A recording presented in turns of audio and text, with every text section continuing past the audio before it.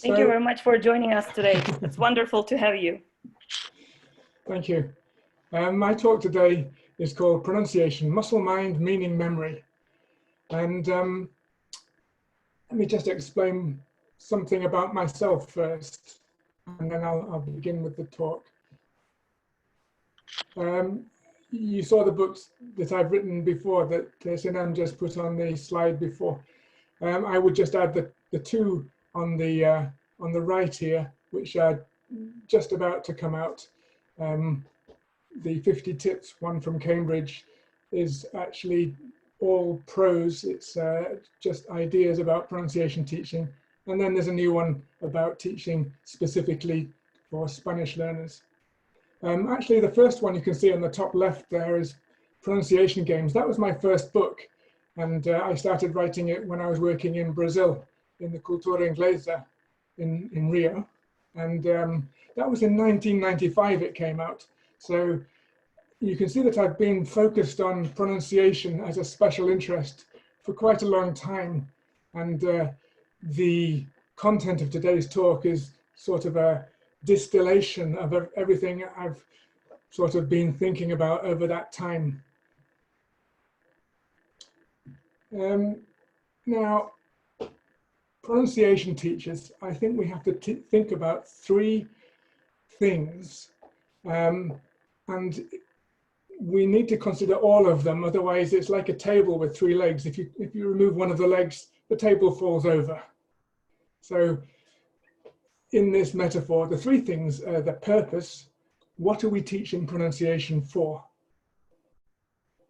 There's the phonology. What is it that we're teaching?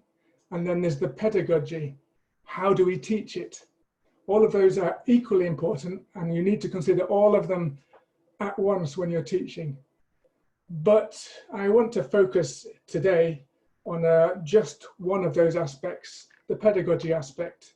So I'm not going to say anything controversial about the other two aspects. I just want to focus on something smaller and try and drill deep into that one aspect of things.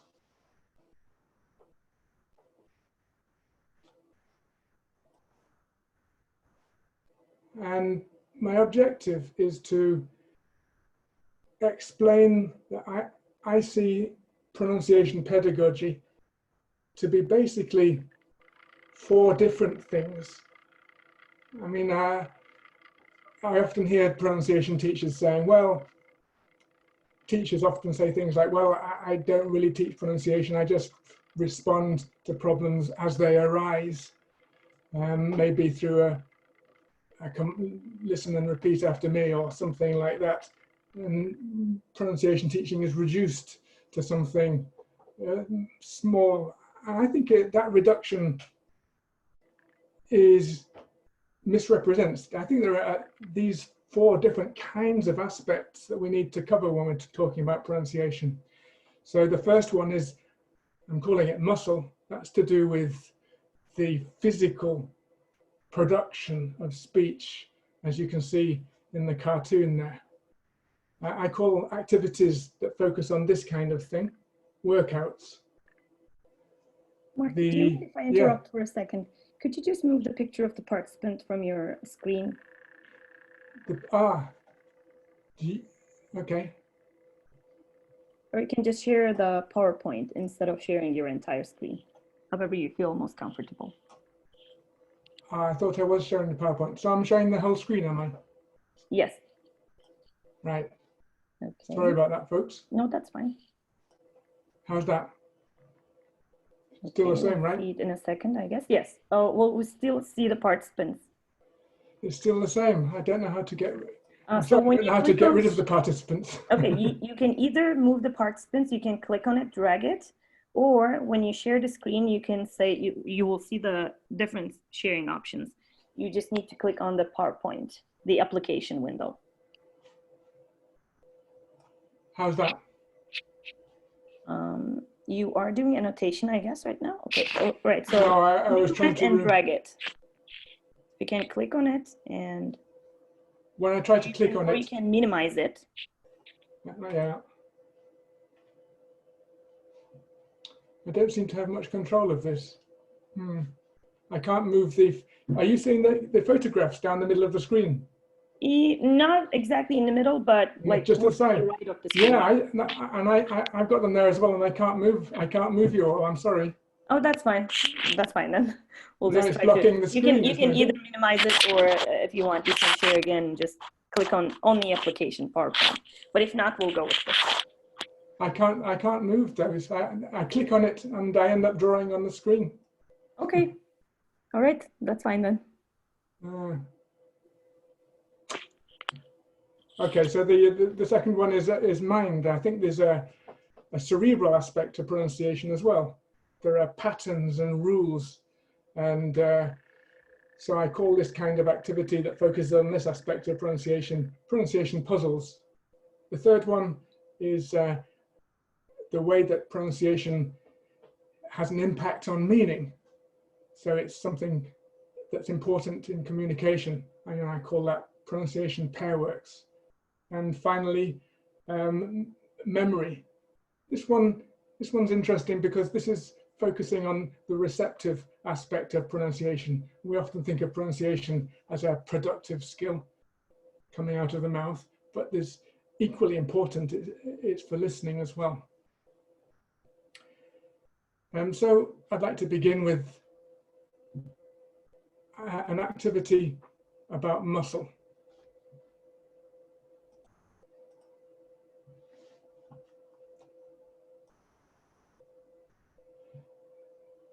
What can you see now, Sinan? Can you just see I only see you. Yes, I only see you in your room. You don't see lots of people in the column anymore, Nope, right? I just see you. Mm-hmm. So here we go. I'm going to bring you into my room here in Chester. This is in England, and it's still light outside, fortunately. And I'd like you to think about how you would pronounce these three exclamations here. Well, you can't tell me because you're all muted, so I'm going to have to tell you what I think. I think this one's going to be E. I can unmute everyone for you if you want. Or I can allow them to unmute themselves. Now you can unmute yourself. Allow them to, if you would like to unmute yourself, you feel free. That's one way of getting everybody to smile, right? Then we move across here. Ooh. Everyone sounds very surprised all of a sudden. And then if we go down to this one.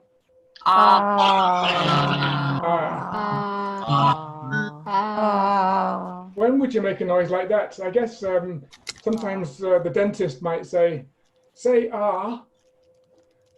My dentist used to say that when I was a kid. The dentist used to say ah. That would be a way of getting me to show my teeth. So what I want you to do is follow my finger. E.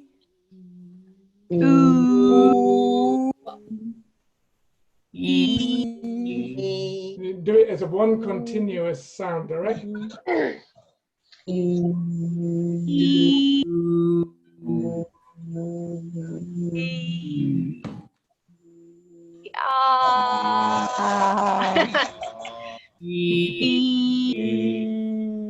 going to do it one more time, but this time you have to introspect, by which I mean focus your attention on what's happening inside your mouth. Focus your attention inside.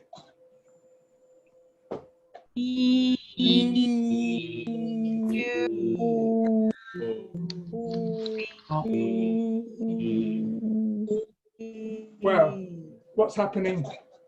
One of the things that's happening is that I can see, looking at your faces, that when you're going here, your mouth is wide like that. And then you go across here, and your mouth goes to a round little hole. So it changes the lips. The lips go rounded and wide, spread, rounded. But this arrow at the top here refers actually to the tongue. what's happening with your tongue? Well, believe it or not, maybe you could mute yourselves again now, because we're getting lots of funny noises. So if you don't mind. I'm speaking. Within the middle column is speaking. I know them. Hello, can you still hear me? There you go. Yeah. Right. So what's happening with your tongue is, well, I've got this little wooden spoon here. It's COVID secure. I'm going to put it on the end of my tongue and then move from here to here. Watch what happens.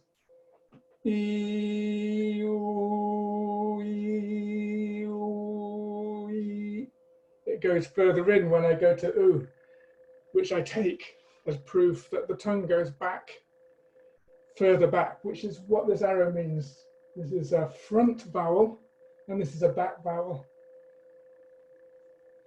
And this arrow down here refers to the jaw, really. Let's try that. I'm going to put finger on nose and thumb on chin and move between those two and see what happens.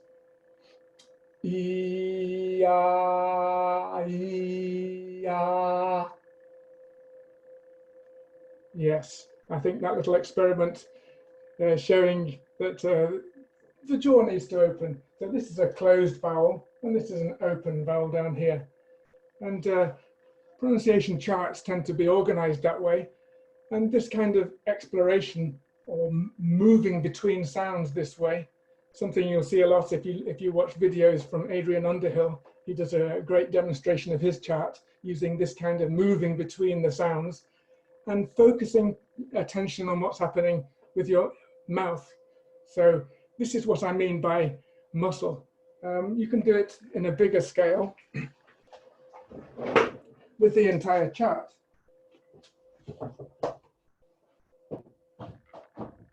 This is my chart here, and you can do the same thing. Look, E, U, E, A. So most charts are organized in the same way, with the face going this way, front, back, closed, open. This chart also has two concentric circles, the inside and the outside. So that adds another dimension. You can go from the middle outwards. That's a different thing. Instead of going around the side, you can go in to out. So let me just focus for a minute on this pair here. We've got E, and then this one next to it, you've got I.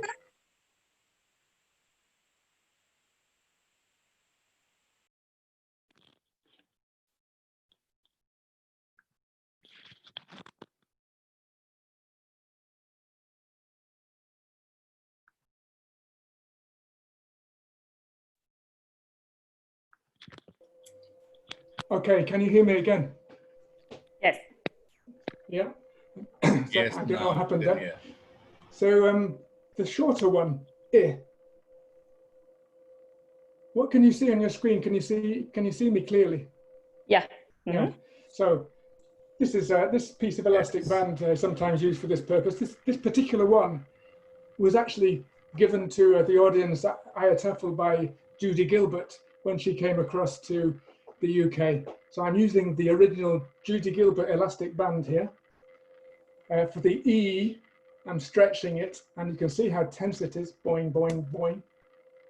That's a metaphor for the muscular effort involved in making E, with a lot of muscles going on around there. And then this slack, sort of relaxed mouth here.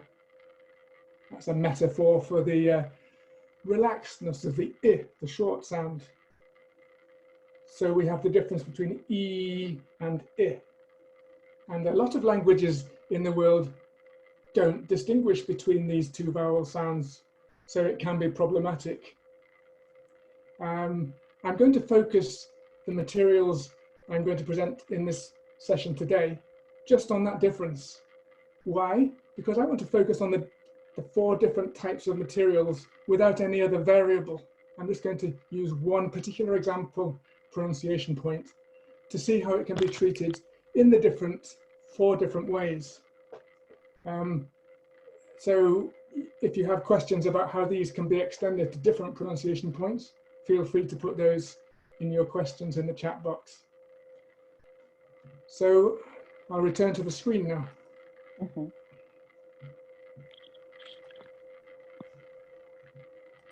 The slides, I mean. Okay, yes, we see your screen. Now, I'm sorry, I just can't move these photographs off the slides. They won't move.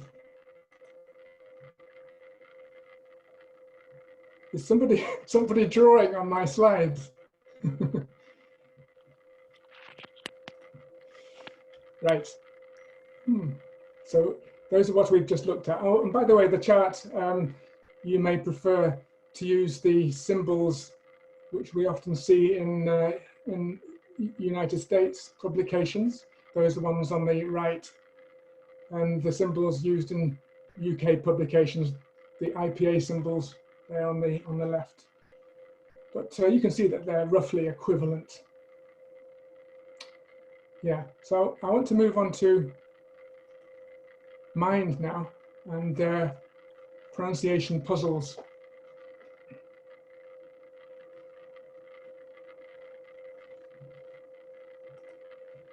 This type of activity here is what I would call a maze. And you have to go from corner to corner, from E to E, and then from I to I. Only if the word in the chamber contains that sound. So in the first move, you can either go to king or eat or great. Which one is it to be? Type your message in the chat now. King, eat, or great? Okay, somebody has suggested eat. I'll go with that. Great. And so you'll notice that I put great here as a distractor. It has the same EA spelling pattern. So the students might think, oh, that's tempting, I'll go there. But it was a cunning plot to distract you from the true path. But you didn't fall for it. You went straight for it. Cool. Let's go to the next one. We can go to bird, miss, mean. What's it to be? Okay, somebody's saying mean there. And next we can go to, I'm not going to go to miss, no, because that would be, sounds a bit shorter, a shorter vowel sound. I want the long one, mean, and then sleep. I did try to tempt you with heart because it's got the EA in it again. But heart has a letter R, and the letter R after a vowel always changes the vowel beforehand. So whenever you see an R, you know it's going to be something different. So that again is just a distractor. So we're going to go to feel and then heat. Oh, by the way, notice here we've got a minimal pair, hit and heat. That's known as a minimal pair, 2 words which are distinguished only by one specific phoneme, in this case, E or I. Well, I won't spend too long going through this. I'll just give the answers straight away. And here they are. In red, you've got the E path. And in blue, you've got the I path.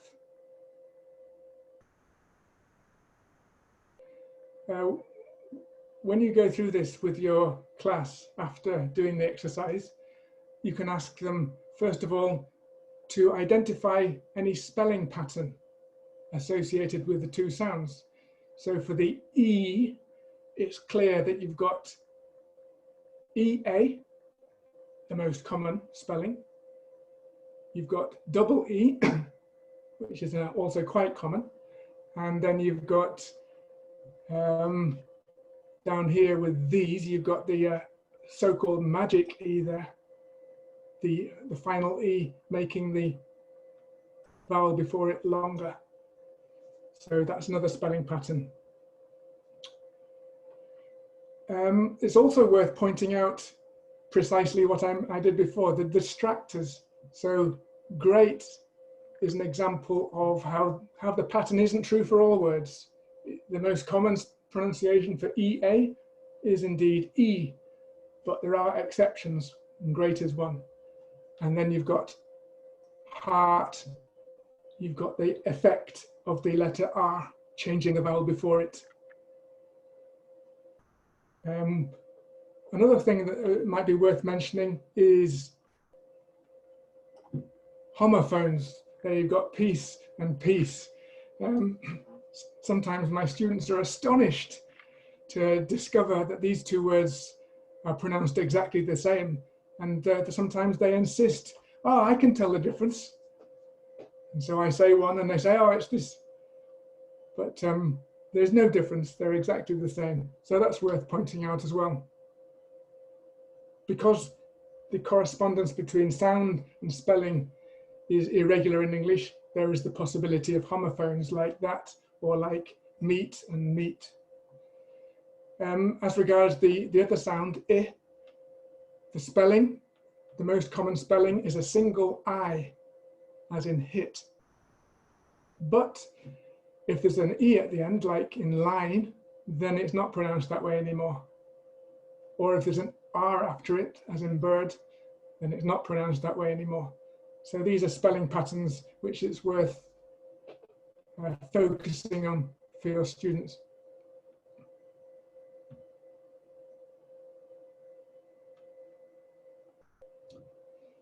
So that was that's an example of what I mean by pronunciation puzzles. Or you can see that the students might do this exercise in silence. And then, so in what sense is that pronunciation if you can do it in silence? Well, I think it's in this sense that there is an intellectual, a cerebral aspect to pronunciation too. In this instance, the sound spelling correspondence. And this is something that's important as well, but it doesn't necessarily involve a lot of actual production on their part.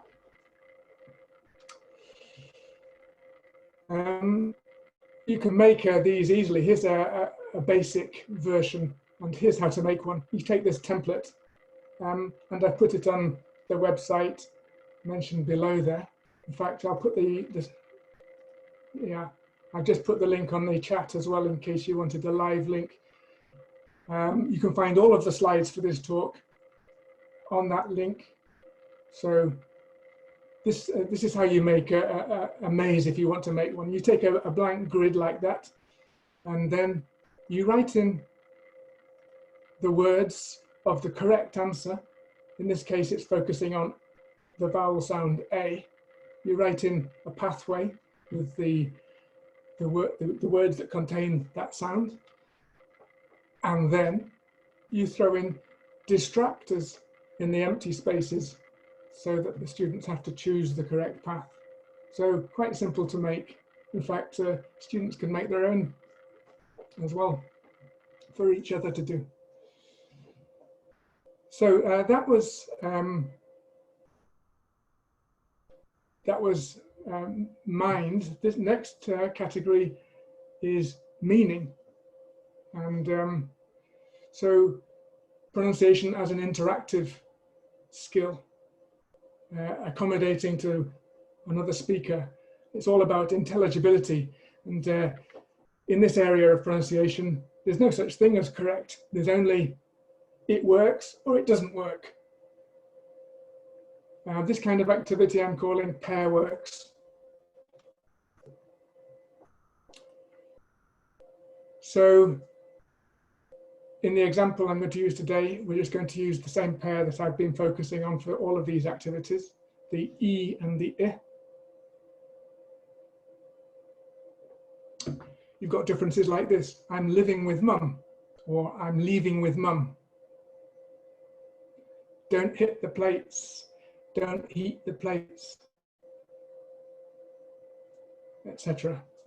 So these sentences, the pronunciation can affect the potential meaning in these ways, right? And so the next activity will focus on these particular differences.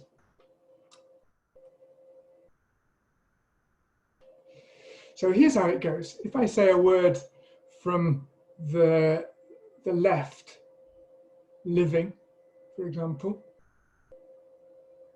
you have to go left. Let's say I say one from the right, like leaving, you have to go right. I'm sorry, I can't get those photographs off the screen, and I can't move them either. Maybe if you let me get remote control for a second, I try to get it out of your way. Okay. Okay, I'll request remote control for a second. Okay, did you get the request? Ah. No, actually you are in annotation view, I guess. This is why. No? Okay.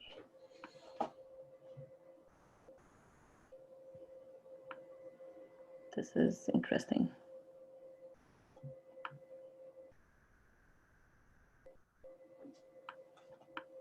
Nope, I can't do that either. If you can click on the arrow option to drag instead of annotation, that would work. Okay, done that. Yes, so click on the participants picture. No, okay, apparently it doesn't work for some reason. Right, okay, everybody was going to have yeah, to that's fine, yes. So let me start from the start of the journey. And if I say, I'm just going to say it aloud and show you how it works. Living, I go this way. Next, heat. Heat, I go that way. Next, slip, that way. And finally, fill.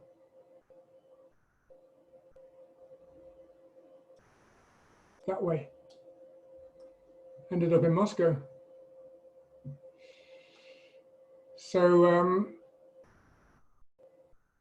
let's try a different one.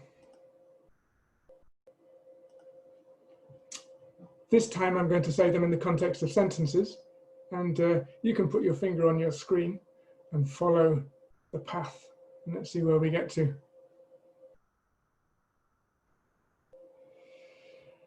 I'm living with mum. I'm living with mum.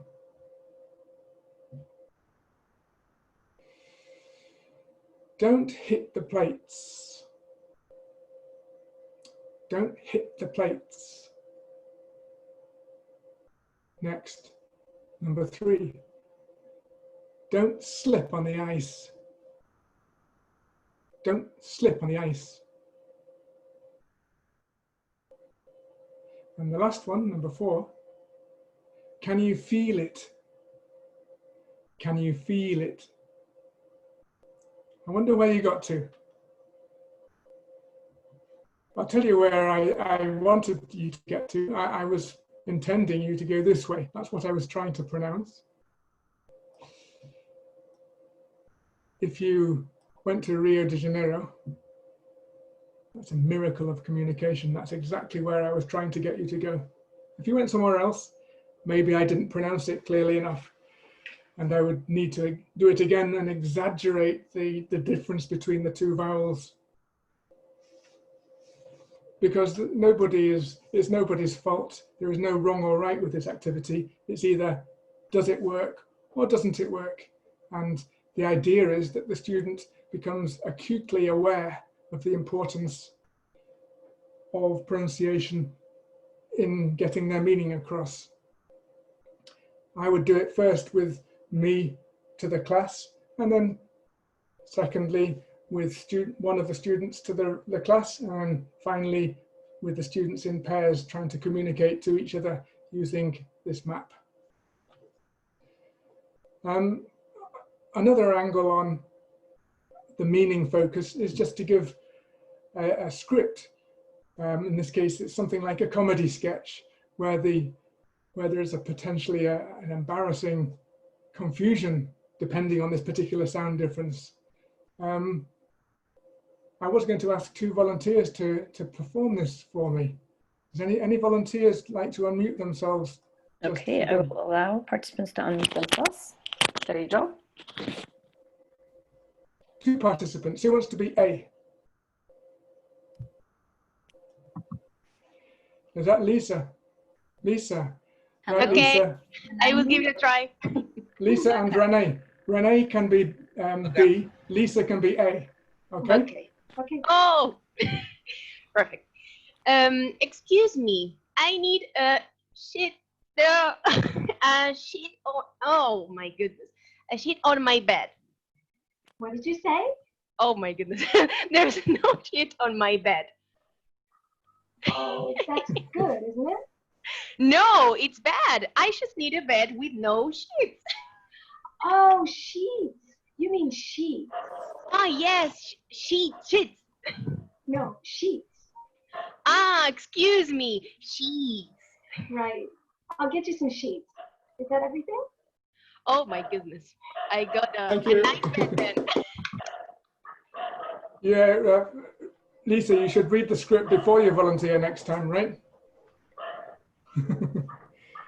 So if you think of this as a comedy sketch, it's only funny if the students make a clear difference between shit and sheets. Otherwise, it's not funny. And it focuses very much on the meaning difference between those two. And it shows you how you can sometimes get into embarrassing situations if you confuse them. Okay, so that's end of part 3. Part 4, the last part, I'm calling it memory. And I'm saying it's focusing on the receptive skill. I'm talking about a sound memory, noticing the sounds of things. So this is a rap with a high density of the 2 target sounds in it, the E and the I. Here it goes.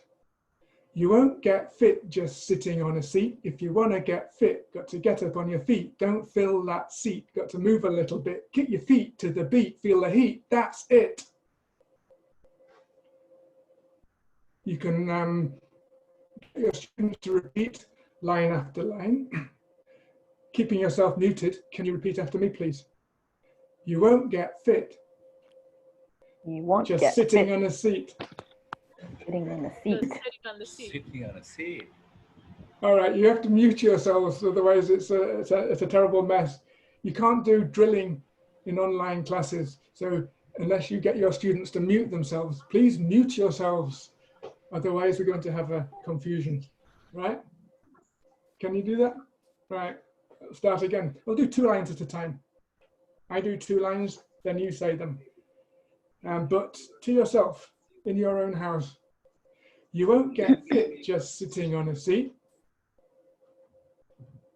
If you want to get fit, get up on your feet. Don't fill that seat, got to move a little bit. Kick your feet to the beat, feel the heat, that's it. Thank you. I'm sure that sounded fantastic. So you can do that in a number of ways, 1 line at a time, 2 lines at a time. You can do smaller segments like this. Get fit, get fit, get fit, get fit. You won't get fit, won't get fit, get fit, get fit. Sitting on a seat, sitting on a, sitting on a, sitting on a, sitting on a, sitting on a seat. You don't have to restrict yourself to whole lines. You can focus on, if your students are having difficulty, for example, with sitting on a seat, you can just do segments of that. Usually more than 1 word is best. on a seat, on a seat, on a seat, on a seat. Repeat it 4 times in quick succession, and then your student repeats the same segment 4 times in quick succession. This kind of drill I call micro drilling, when you drill a small segment which is shorter than a complete phrase, let's say. And the whole point of it, well, this activity has 2 points really. It has a narrow focus and a broad focus. The narrow focus is to give them a sample of English with a high density of the specific target sounds in it. In this case, you've got the minimal pairs, feet and fit, seat and sit, beat and bit. So they're getting a lot of exposure to the target sounds in a short amount of text. And then there's a wide focus, which is the way connected speech sounds. So for example, sometimes connected speech is written. Wana is quite a common written form of the connected speech of want to. But not all connected speech forms have a specific written form like that, but it's still valid to get them to focus on small segments and notice the way that the words join together, sitting on a, sitting on a, sitting on a, sitting on a seat. The idea is for them to build up a mental memory of the way that the language sounds, more for helping with their listening skill than anything else. Even if you ask them to produce this, bear in mind that the intention might be to get it to stick in the mind, in the memory, as a audible trace. If you want to make your own, you can write your own raps, of course, and they don't have to be elaborate. I mean, here's a very, very simple one, look. Pears and peaches, figs and dates, oranges and kiwis, plums and grapes. Dead simple, but it shows a lot of interesting pronunciation features right there. Pears and peaches, some peaches, some peaches, pears and peaches, pears and peaches. You can focus on the way that the word and is reduced and joins together with the words. And dead easy to make your own raps like this. In fact, just any old phrase out of the course book you're using, if you repeat it a few times, turns into a rap magically. Okay, so that was the end of section 4. There are all of the materials from this session there at this website, including a video of me teaching a class using the same materials, as you can see in the photographs there. And with that, I'm going to finish the slideshow and turn to the questions.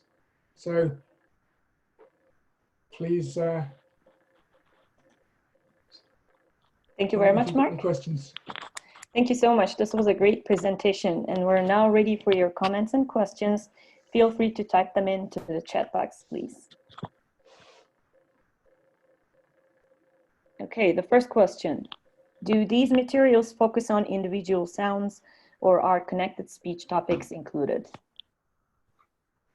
The specific examples I showed you just now were obviously the individual sounds E and I, but they can be extended to other different areas of pronunciation. You mentioned connected speech. That rap does work for connected speech as well. There are other types of activities. So the same activities can be used for connected speech, but they're not all equally suitable for all aspects of pronunciation. For example, with connected speech, you probably wouldn't find any suitable activities for the third type, the pair work information gap, because there are a few examples where there are 2 alternatives which are distinguished only by connected speech. So you have to fit the task type that you choose to the pronunciation point that you're trying to teach. Right, thank you. And another question is, in your opinion, what should be the first steps to take to improve one's pronunciation? Well, the first steps, I suppose the first step, if I was learning the pronunciation of another language, my first step would be to work out what aspects of my own pronunciation are being imported into my pronunciation of the other language. In particular, I suppose, my first language. What are the typical features of my first language which can cause difficulty in the other language? So, for example, if you're a Spanish speaker learning English, then you might want to find out what features of English are typically difficult for Spanish learners, as an example. Okay, another interesting question is, shouldn't we start with phonics first?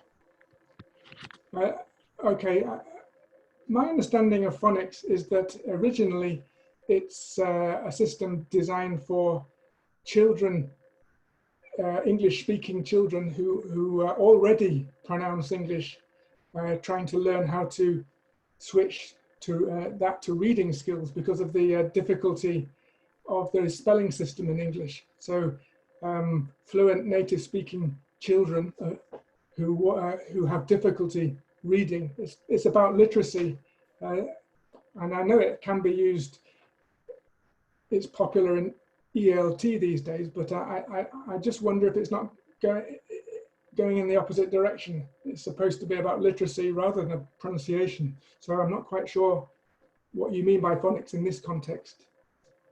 All right. And another question would be, should we discuss monophthongs and diphthongs separately? I think it's it's a matter of degree. The difference is only a matter of degree. The monophthong, if you think of the, here, for example, the American textbooks often use this symbol for the E, and the symbol shows that this sound isn't actually a pure monophthong anyway. I don't think there are any sounds which are pure monophthongs.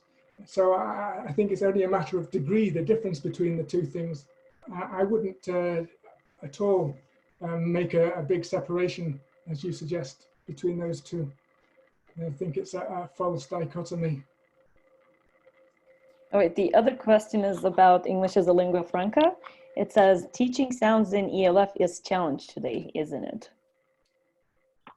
Teaching sounds in ELF, Yes. is challenged? Yep, is challenged. In ELF, I think the implications of ELF are that you don't have to adopt the accent of any specific language group. If you're learning English for lingua franca purposes, your intention is not to sound American or British. Your intention is to sound intelligible, and the evidence suggests that intelligibility is not necessarily connected to accent. So in that case, we need to work out what sounds have implications for intelligibility. Well, Jennifer Jenkins in her book on ELF has suggested what she called a core. That's one approach to doing it. Another approach, my approach would be, you tell the students about all of the distinctions between the phonemes, but the students don't necessarily need to adopt them all. Take, for example, the difference that I've just been talking about today, E and I. So many language groups in the world do not contain this distinction, that something which is halfway between the two is very common in non-native accents. And a lot of the time, it's not a problem. A lot of the time, we're getting so used to it that we understand anyway. So you could argue that maybe that's not an important difference. I think that the point about it is you need to be ready in case it turns out to be a problem. You need to be ready about the shit and the sheet. When you notice that something's going wrong, you remember, oh yes, that was the thing about the E and the I. Okay, it's not about necessarily changing the way you speak. It's about being aware how you need to modify it when you get out there in real communicative situations. So I'm absolutely certain that we need to learn the lessons of being aware of English as a lingua franca. And one of the lessons is that we need to take a less product-focused approach to pronunciation teaching and more of a process approach, the process of being aware of the kind of things which can cause communication breakdown so that you can adapt when you need to. Well, I have a question, if you don't mind. As a materials developer, you've had a lot of pronunciation teaching materials. My question is, like, how do you choose the variety to represent in your books? Do you usually go with one variety, or do you try to combine different varieties for like high variability training, or is it a practicality issue? How does that part of the thing work? Well, that's something that's evolving during my career. The first book I wrote in 1995, Pronunciation Games, it was quite clearly focusing on British English. I assumed that at the time that's just what you were supposed to do. Choose one of the prestige models, British English or American English, and make all of your material go to that model. Now I don't think that at all anymore. As I've just mentioned about English as a lingua franca, I don't think that's appropriate. So what do I do? Well, in Pronpack books, the four that I brought out a couple of years ago, I encourage the teacher to be the model, not the speaker on any audio material. The audio material is really just to show the teacher how it's done. The teacher is much better if the teacher performs the rap themselves, for example, rather than using the audio material. In the classroom, the person, the model that the students get most exposure to is the teacher. Whoever you are the model, and that's fine. And so I don't think my materials are focused on any particular variety of English. It depends on who the teacher is. The teacher is the model. The materials are just for the teacher to use. Yeah, thank you so much. Well, there's another question. Maria says, in the school she works, they're not going to give virtual classes because of social economic condition of the students. What piece of advice could you give to start with pronunciation lessons during the pandemic? So articulating some things with the music teacher was the thing that Maria is thinking of. But do you have any suggestions? This is actually a question that a lot of people might be thinking of today because of the COVID. Like, how do you do pronunciation teaching now in pandemic time? I'm sorry, but in the question, did you say that this person cannot? They cannot do online virtual. No, they cannot. No. What can they do? Yeah. I don't understand. Can they actually go in the classroom in this context? Will they go to the classroom in face-to-face classroom? No, I don't think so. No. So they're not going into the classroom. They're not doing online teaching. So what teaching are they doing? That's a good question. By WhatsApp, she says. Well, different countries have different, I guess, solutions at this time. But okay, yeah. so WhatsApp is a form of video online teaching, right? Mm-hmm. Okay, so you can just do the same things that we're talking about here in online teaching, right? But you would probably need to send, if you had any worksheets, you would have to send the student that worksheet, and then you could do the activities through WhatsApp. Would that be a one-to-one? I suppose. I suppose you can do a group one. I haven't done a WhatsApp lesson myself. Oh, Okay, But, somebody says WhatsApp voice notes, yeah. yeah, I don't, that's a form of online teaching, really, isn't it? Mhm. So, I think you can teach pronunciation online. You can do the things I've been doing today, for example, and I'm doing them online right now. And if you can get the Zoom to work for you, then you can do them online. Bearing in mind that sometimes some of the sounds are not very easy to hear online. In particular, the fricative consonants get lost a little bit in an online context. So you have to cut some slack to your students. But yeah, I think it's perfectly feasible to teach pronunciation online, but I haven't tried specifically through WhatsApp. So. All right, any other questions or comments so far? We have had a few questions, but I am not seeing any more questions. Okay, let's see. There's one more question that we could probably take, and this one says, I'm wondering if it's reasonable to explain the articulation of a phoneme to the student on the first place rather than moving to the muscle training and finally go for practice, or we should train the muscles movement and then go for phoneme explanation. What is the best way to work on the phoneme to conquer it? Well, I think there isn't a single best way. First of all, you've got to work out if there's a problem, because if there isn't a problem, you don't need to fix it. If the student does have a problem, then you can model it and see if they can copy what you're doing. And if they have no problem doing that, then you can move on. If they still have a problem, then you need to work out what's going wrong. Why is it that the student can't do this? So you need to observe what their mouth is doing and give them advice. So you just need to use as much as is necessary to get across the problem. And if there's no problem, you don't even need to go there. You don't need to teach them everything just because it exists. You need to work out what they need in order to become more intelligible.